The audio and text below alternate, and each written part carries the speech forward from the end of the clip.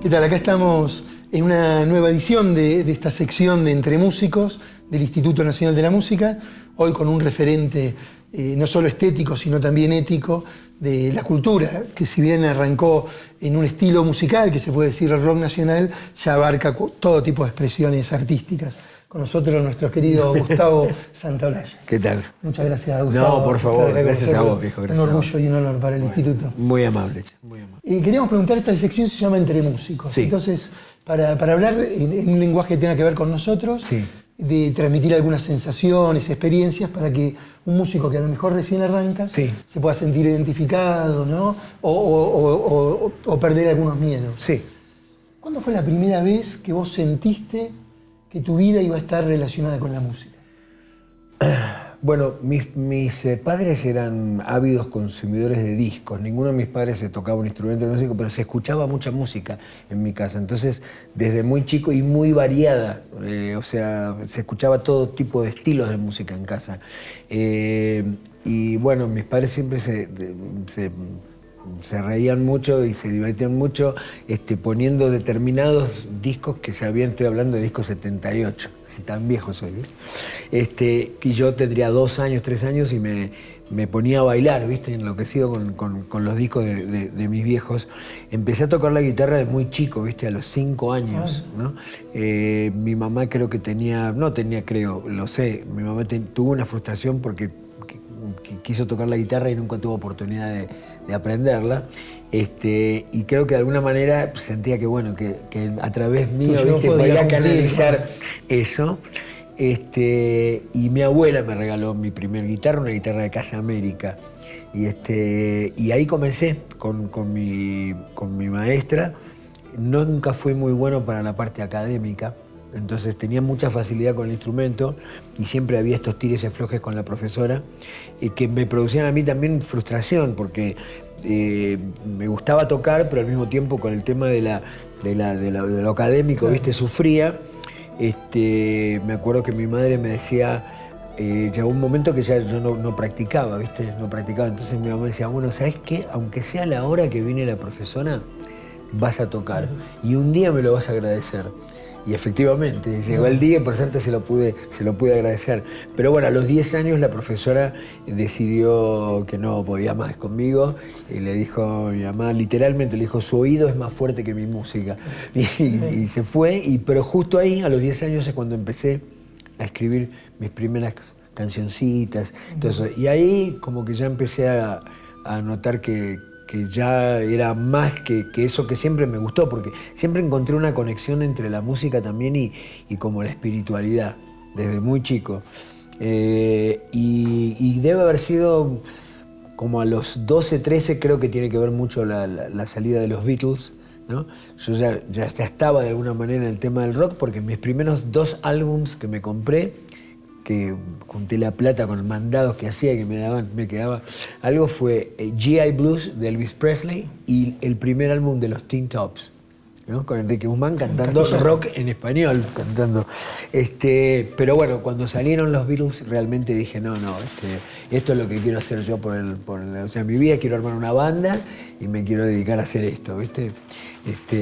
Ahí creo que tuve como bastante claro que eso iba a ser, que de alguna manera la música iba a estar en mi vida para siempre, ¿viste? Mirá, qué interesante. A los 12, o sea, a los 12, 13 años. Re chiquito. Sí. Y empecé a hacer discos profesionalmente a los 16, 17 años.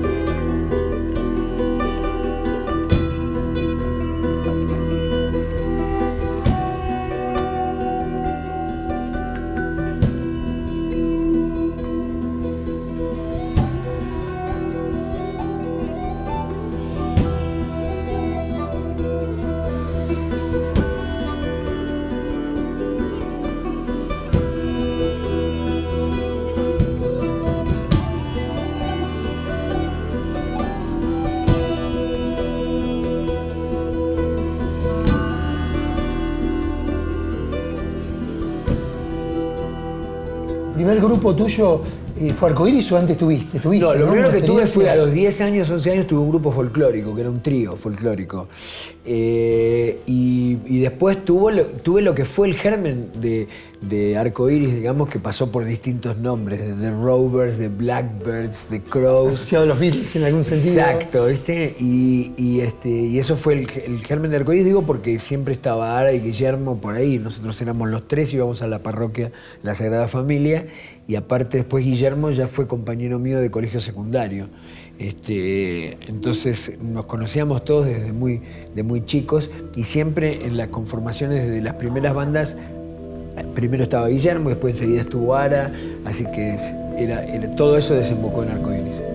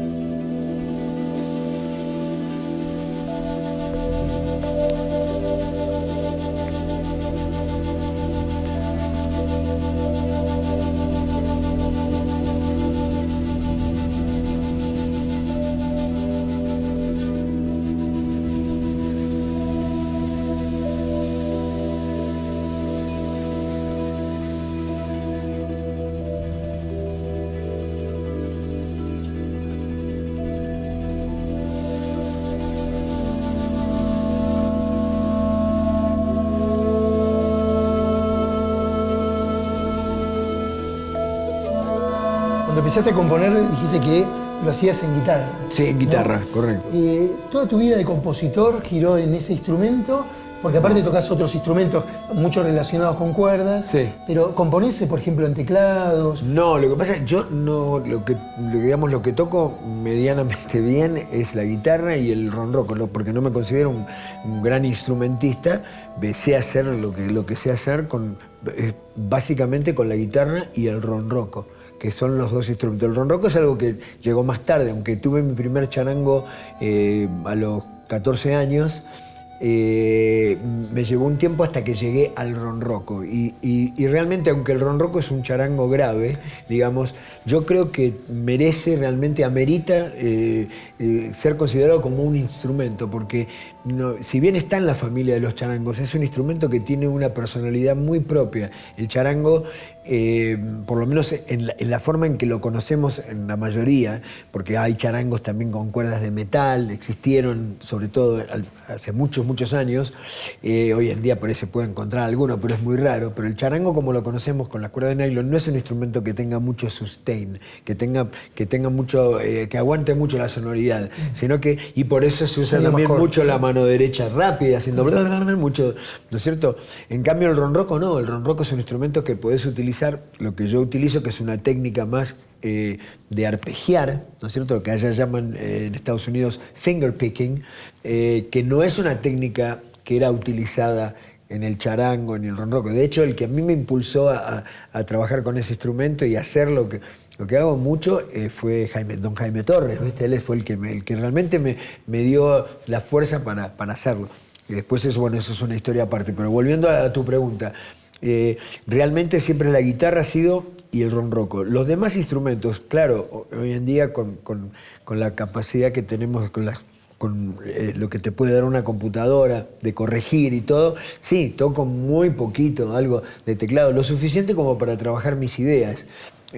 Pero me pasa algo también interesante, que es que, y lo he dicho yo esto también en reportajes, que a mí me gusta también tocar instrumentos que no sé tocar. O sea, me gusta, no tocarlos por tocar como hobby, sino utilizarlos, por ejemplo, en música de películas o cosas así. Me gusta acercarme a un instrumento con el cual no tengo todavía ninguna relación, porque se produce una cosa interesante que tiene que ver con el peligro, que tiene que ver con la inocencia, ¿no? Y que me lleva obligatoriamente, por ejemplo, hacer algo minimalista, porque, claro, no lo conozco el instrumento, no tengo... Pero yo considero que como artista tengo que, no sé, es una premisa que yo me pongo, considero que como artista tengo que ser capaz de hacer algo con eso. Y me ha dado muy buenos resultados. Por ejemplo, digo, en la película Babel, por ejemplo, utilicé el oud, ¿viste? Que es un antecesor del laúd, por lo tanto de la guitarra, y un instrumento que a mí me sirvió para unar un poco las historias que ocurrían en Marruecos, en la frontera de México con Estados Unidos y en Japón. Y es un instrumento que es muy difícil, no tiene trastes, no tiene casilleros, o sea que nada, en cuanto corriste el dedo un poco es un desastre, todo, exacto, pero bueno, y yo también lo toco con los dedos, a diferencia de cómo se toca el oud, digamos, tradicionalmente, que se toca con un plectro, digamos, pero sin embargo, viste, logré algo con eso en lo que es el soundtrack de la película que me parece muy válido, y de hecho es una de las películas con la que me gané uno de los Oscars. Y sin embargo es un instrumento que no lo volví a tocar luego, o sea que me gusta eso también, y he compuesto esas piezas, las compuse en el oud. O sea, volviendo ahora, cerrando la pregunta, o sea, sí compongo generalmente, el lugar de componer generalmente es la guitarra o el ronroco, pero utilizo también instrumentos que no sé tocar, entre ellos el teclado, porque el teclado no lo sé tocar y sin embargo, digo, muchas cosas comienzan a veces a partir de un teclado. Por lo que contás se puede desprender que vos buscás caminos que no son como los conocidos o los cómodos para vos. Y los convencionales, sí. La comodidad, yo creo que hay un tema ahí con eso, porque tiene que ver con las decisiones que tomé en mi carrera, con todo. Nunca me gustó quedarme en la zona de confort, siempre me gustaron los desafíos, siempre me gustó hacer otra cosa. O sea, fíjate que hasta el paso mío de artista a productor, ¿no? Que después el de productor fueron 15 años fuertes de producir. En esos más de 100 álbumes que he producido, la variedad es enorme. O sea, va de Molotov al Kronos Quartet, ¿me entendés? De Café de los Maestros a Café Tacuba, de Julieta Venegas a Bersuit, o sea, o a Orozco Barrientos, o a Divididos, o a Cristóbal Repetto. O sea, no es que encontré una beta y vamos por esta beta y vamos a seguir. No, siempre me gusta eso de enfrentarme a algo nuevo, algo distinto. La incertidumbre como valor artístico. Exactamente. Y el peligro. Que eso es lo que a veces corre el borde o genera esa situación. Exactamente.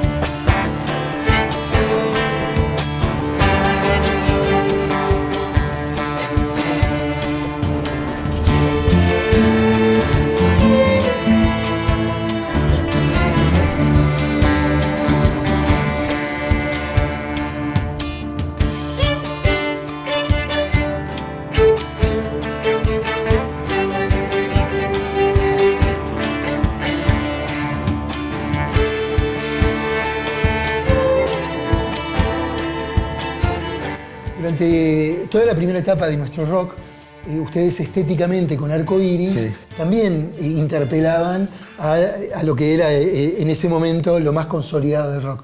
Estamos hablando de un rock nacional que tenía una riqueza increíble y que eso con los años se fue dando.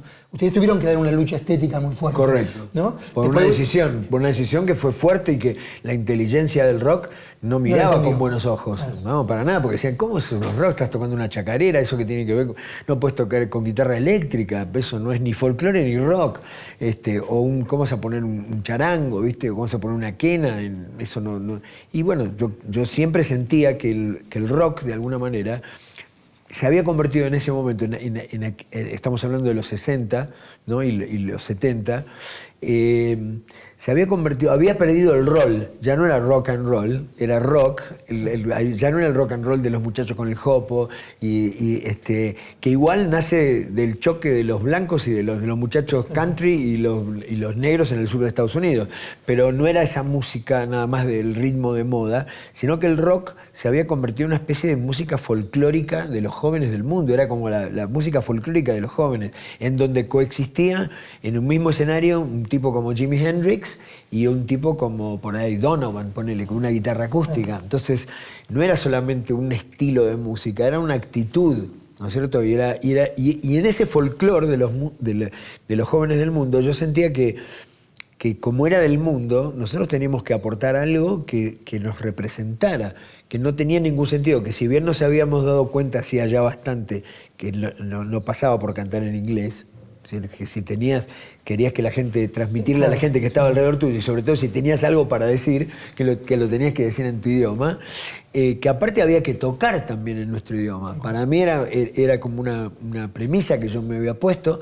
Quizás, ¿me entendés? No lo podía articular como te lo estoy diciendo ahora, pero lo sentía que era así, que era una cosa de identidad que era para mí necesaria. Creo que el tiempo de alguna manera después validó y hoy en día hay muchos grupos que... La mayoría de los grupos de alguna manera tienen algo que expresan el lugar de donde vienen. Sí. Ustedes y los Jaivas en ese momento, claro, después, y el Polo en el Perú, éramos eran muy fuertes el Polo.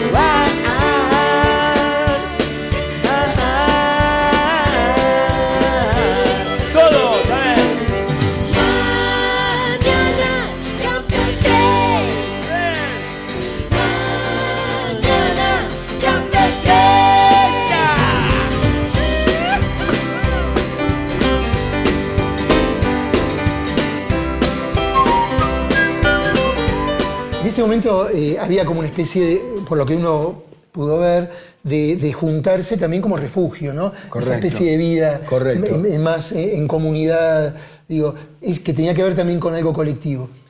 Te cuento cuando nosotros con otros músicos decidimos armar la Unión de Músicos Independientes, pero ya en el año 2000, mucho después, pensábamos... en esto tenía que haber participado Gustavo Santaolalla, muchos años antes. ¿En serio? Pensábamos eso, pero lo pensamos desde el sentido de decir, esta persona tenía, y tiene de hecho, como una cabeza especial, y era la persona indicada para poder juntar a los músicos en una idea de justamente poder poner en valor un movimiento musical que tenía que cambiar la lógica en la cual se desarrollaba inclusive el negocio de la música. ¿Sentís que, así como nosotros lo pensamos en ese momento, hay mucha gente que pone algún tipo de demanda en vos? ¿Sentís que lo que fuiste construyendo te hizo receptáculo de esto lo tendría que hacer Gustavo, esto es lo que tenía que hacer Gustavo?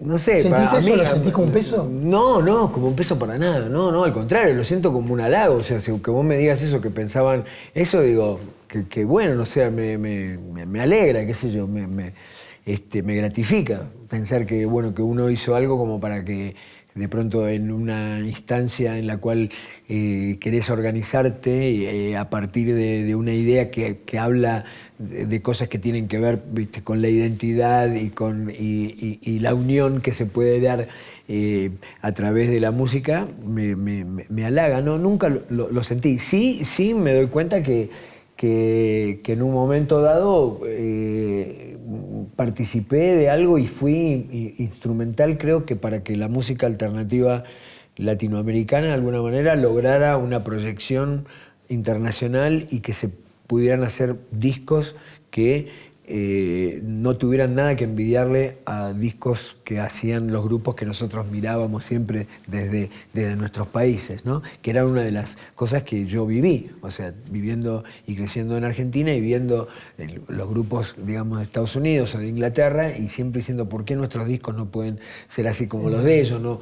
O eso, pues son muchas, y obviamente cometiendo muchos errores en mis discos y después, obviamente, lo que me dio el poder estar en Estados Unidos conviviendo de cerca y viendo todo eso, aprendí muchas cosas que me permitieron, creo, desarrollar una visión y después plasmarla en los álbums que he hecho. Y hoy en día, justamente el otro día estaba recapacitando de eso porque veo que hay ciertos álbums, viste, que son icónicos dentro de lo que es la historia de la música del rock latinoamericano, y que los grupos ahora salen, por ejemplo, a hacer giras con esos álbums, ¿entendés? Molotov está haciendo una gira con Donde Jugarán las Niñas, Café Tacuba hizo una gira con Re, el otro día estuve en México, en Maldita Vecindad, está haciendo una gira ahora con El Circo, y así, ¿me entendés? O sea, como que hay, y pienso, bueno, en La Era de la Boludez, o pienso en Corazones de los Prisioneros, que acá no los conocen mucho, pero disco Corazones en el resto de Latinoamérica, no sabes,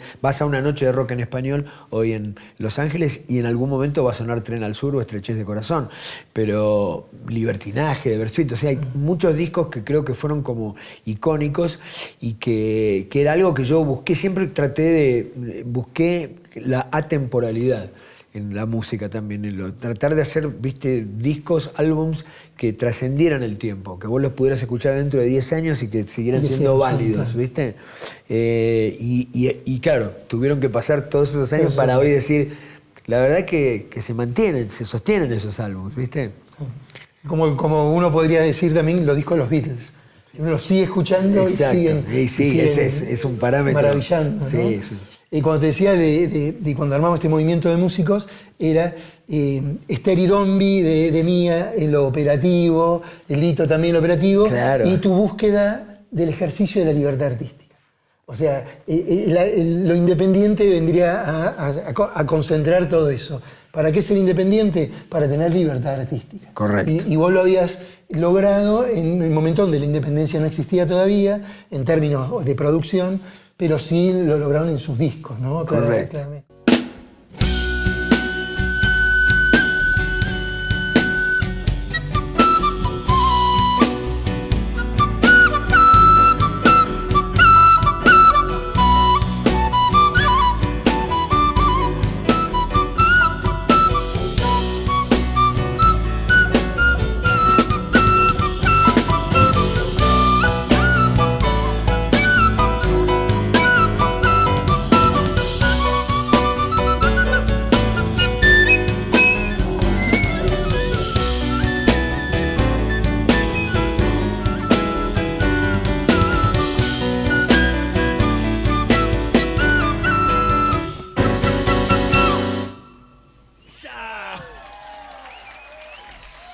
Dos preguntitas te hago más con respecto a la composición. Sí, por favor.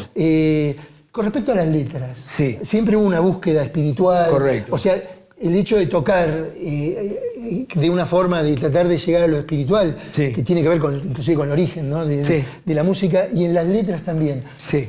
¿Leías poetas en algún momento? ¿Te inspirabas en lo que te venía? ¿Tratabas de corregir tus textos?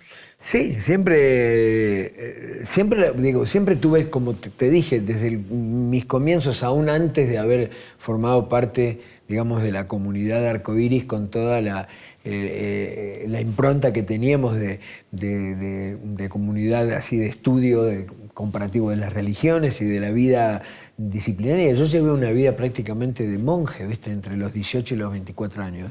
O sea, vivía una vida ascética totalmente, ¿no? Con toda la fama de Arcoíris, pero 100% real, ¿viste? Porque si no te lo diría, Sí, mirá, sí. ya pasaron tantos años, bueno, de vez en cuando no, pero era así, era una vida creían aparte en eso, totalmente, profundamente. creíamos Tal cual. fervientemente en eso. Y entonces el tema de los textos y todo ha estado siempre ligado a esa búsqueda. De alguna manera yo sentía también que me sentía un poco restringido con la vida esa, digamos, que sentía como que mi búsqueda como poeta, yo tenía que en algún momento poder intoxicarme, que tenía que llegar a un momento donde tenía que, digamos, en esa búsqueda que había un poco en Arcoíris, ¿no? La búsqueda del superhombre, digamos, por momentos yo decía, no, pero es que para ser un artista también tengo que vivir como un hombre y tengo que pasar por esas miserias y por esas Ponerle cosas. todo el arte, el cuerpo también. ¿no? Exacto.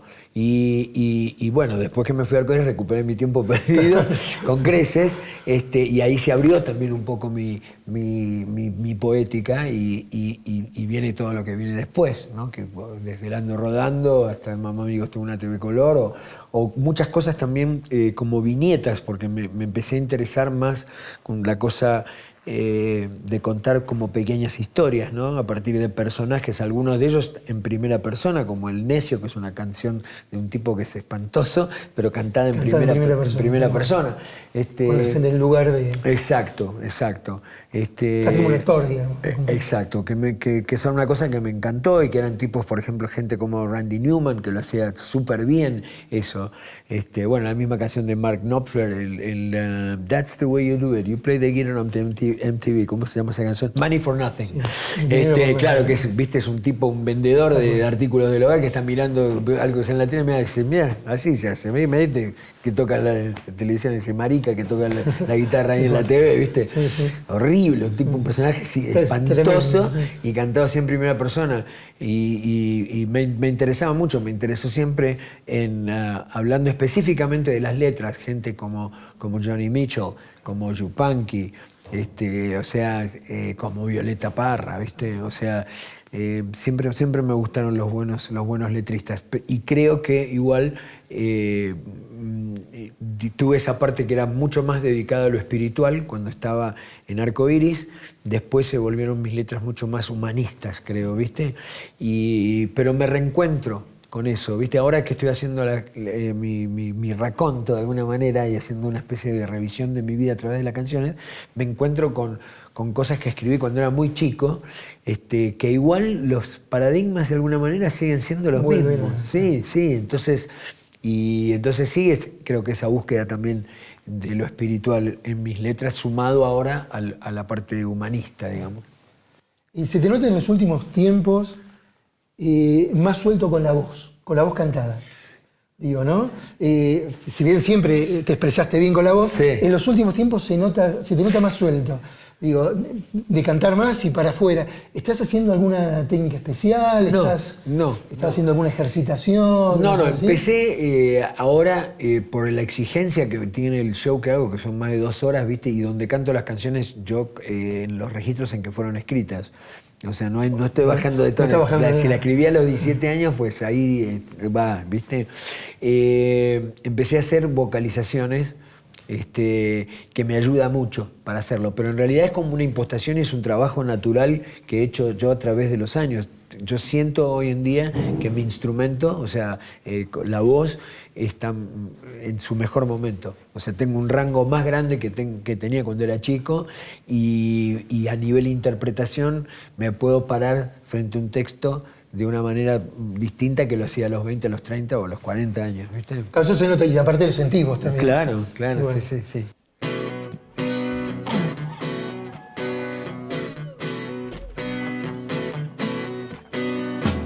Ando rodando por mi camino buscando con puertas abiertas, señas que me hagan ver parques y bares, camas, trenes y lugares, cielo, infierno, todo me da igual si no sé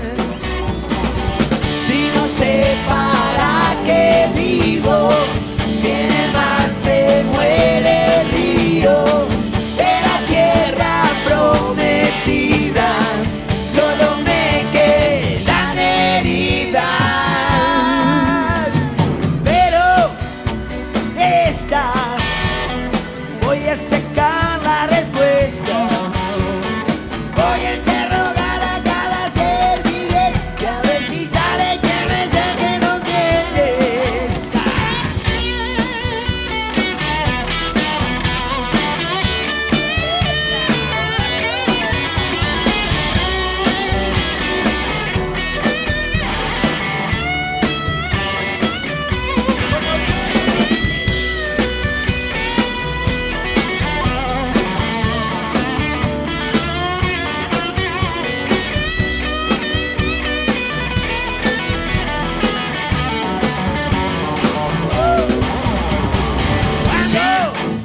Rodando todo mi camino buscando puertas abiertas, señas que me hagan ver parques y bares, camas, trenes y lugares, cielo, infierno, todo me da igual si no sé.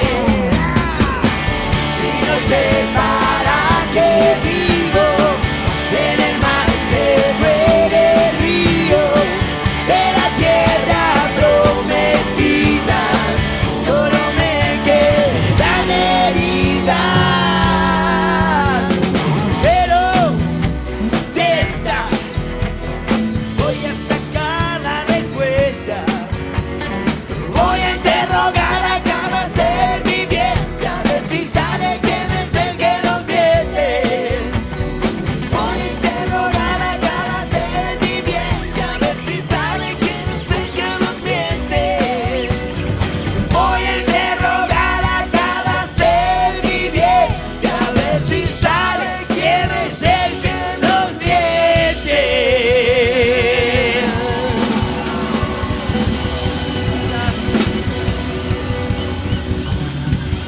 Gracias. Gracias.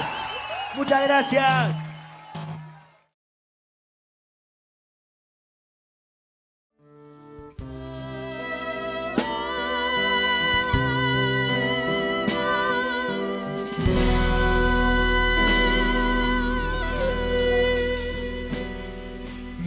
Milagro de dunas en tu voz,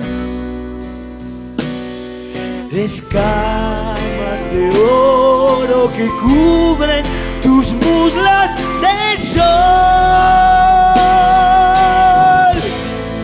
tus muslos de sol.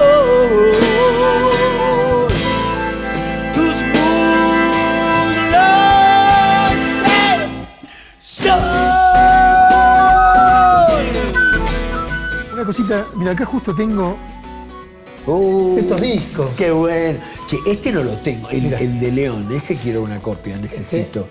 ¿Se acordás de este disco? ¿Cómo no me voy a acordar? De este disco.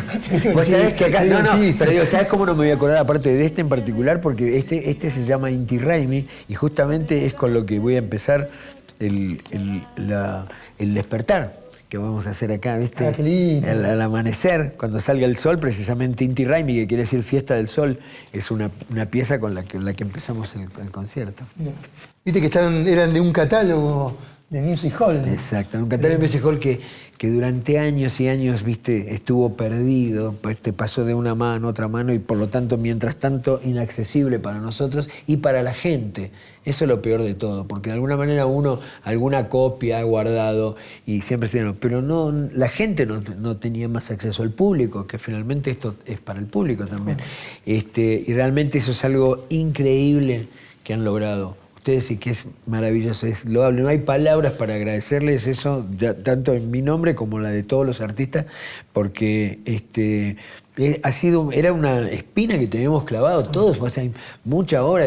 Yo tengo casi toda mi discografía con Arcoiris está en Music Hall, ¿viste? Entonces haber podido recuperar los másters es alucinante y que estén haciendo también. Y que Sony, vale la pena decirlo, esté haciendo estas reediciones con todos, con los sobres internos. Sí, muy bueno. Es loable, ¿viste? Es algo muy... Para nosotros, te digo, el instituto fue un orgullo que aparte que salgan estos discos en esta calidad. Sí, mirá, digo, la verdad que es increíble. El tiempo ¿no? Resurrección. Acá está el Mañana Campestre, ¿viste? Que es un tema así de cabecera. Y acá, por ejemplo, hay esta foto. Esta foto somos nosotros tocando en el barro del velódromo con 12.000 personas. Y acá, para los muchachos más jóvenes, no usábamos monitores. No había monitores. Se tocaba escuchando lo que salía por el PA. Como con los Beatles cuando tocaban en el Hollywood Bowl. Igual, sin monitores, muchachos. Había que tratar de agudizar y escuchar y se veía dos voces arreglárselas, ¿no? Así que bueno, es un disco que logramos conseguir.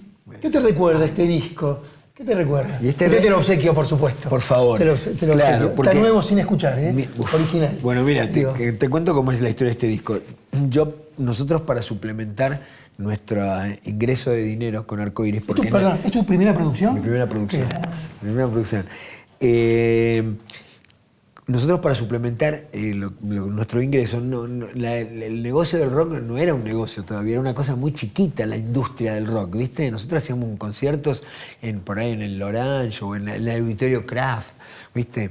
Entonces, de una manera que habíamos solucionado era dar clases, ¿viste? Vos decís, bueno, pero ¿cómo dar clases si vos no sabés ni leer ni escribir música? Bueno, para mí siempre enseñar algo es transmitir lo que vos sabés. Y lo que yo sí sabía era tocar la guitarra y hacer canciones. Entonces yo me inventé un sistema mío que era lo que transmitía ahí. Y también, de hecho, la gente que venía a estudiar, los chicos que venían a estudiar, no eran pibes que por ahí querían ir al colegio músico o que querían un estudio más académico, sino que eran fans de Arcoiris, claro, ¿viste? Y querían expresarse. Exacto. Entonces yo a todos los chicos que venían, todo alumno nuevo que tenía, después de la primera clase, al final de la primera clase, les decía, bueno, ¿y vos haces algo tuyo? ¿Rascás algo en la viola? ¿Haces algo? Bueno, a ver, tocate algo, ¿qué haces? Bueno, y así vino un día León y cuando terminó la clase tocó, y me acuerdo, creo que me tocó Hombres de Hierro, me tocó un tema así y dije, ¿qué te voy a dar clase? Vamos a hacer un disco, tenemos que hacer un disco. Bueno,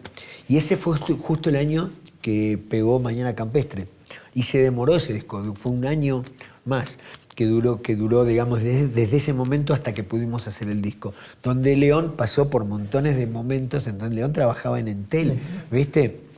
Vivía en una pensión y le habían propuesto, por ejemplo, de R.C. a Víctor grabar temas de los Bee Gees, pero cantados. Y yo me acuerdo que le dije, siempre lo cuenta León, que yo le dije, bueno, si querés, andá y grabalo, pero acá no vengas más, yo no quiero ser más tu amigo. O sea, sí se hizo.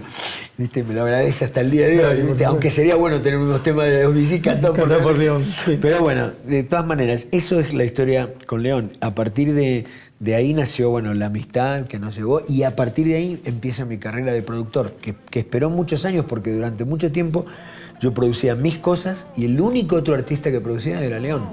Hombres de hierro que no escuchan el dolor, gente que avanza se puede matar, pero los pensamientos quedarán. Pero los pensamientos quedarán, pero los pensamientos quedarán, pero los pensamientos quedarán, pero los pensamientos quedarán. Me produjo dejó de pensar en nada. Después hicimos Odisea de la Odisea de la Quiaca. Quiaca, sí, Y ahí sí. sí abrí, porque en Odisea de la Quiaca trabajé con muchos otros artistas. Y después ya volví a Estados Unidos y ahí sí empezó mi carrera de producción. Entonces, de alguna manera, siempre también le estoy muy agradecido a León, porque él es el que me dio la oportunidad de hacerme productor, ¿viste?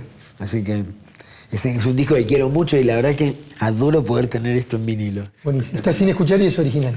Impresionante. Te agradecemos muchísimo, No, Gustavo. viejo, por favor. La verdad Gracias que a vos. es un orgullo para nosotros estar. No, para mí un placer y colaborar en todo lo que tenga que ver con el trabajo de ustedes, que realmente es valiosísimo, y espero que realmente la gente lo aprecie. Y porque nosotros cuando comenzamos y todo no había una organización, ¿viste? Como esta. Entonces realmente es importante que lo valoren, porque realmente es muy importante. Muchísimas gracias, Gustavo. Gracias a vos. La escarcha que entre sus labios se vuelve cristal.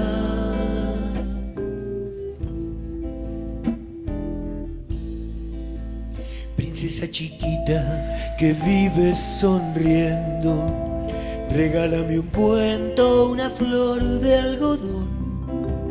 Me voy por un siglo, vi con el sol vuelvo. Crecen mis alas en el encuentro. Me voy por un siglo, vi con el sol vuelvo. Crecen mis alas en el encuentro. Tócame la frente y descubre mi tiempo. Súbete a mi espalda y volemos los dos. Princesa chiquita que vive sonriendo, regálame un cuento, una flor de algodón. Princesa chiquita que vive sonriendo, regálame un cuento, una flor de algodón.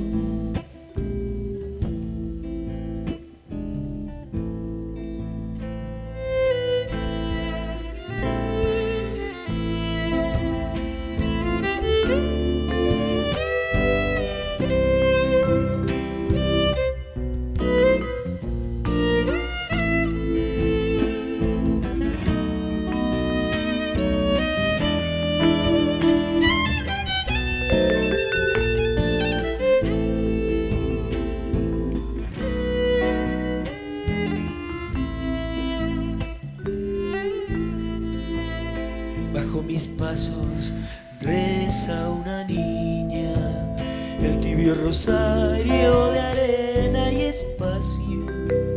De pronto la veo besando la escarcha, que entre sus labios se vuelve cristal. De pronto la veo besando la escarcha, que entre sus labios se vuelve cristal. Tócame la frente y descubre mi tiempo. Súbete a mi espalda y volemos los dos. Princesa chiquita que vive sonriendo, regálame un cuento, una flor de algodón.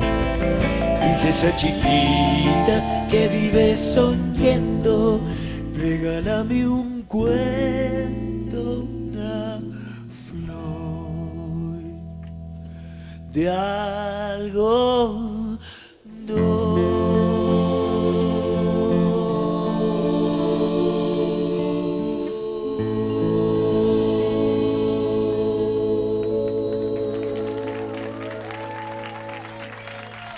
Muchas gracias.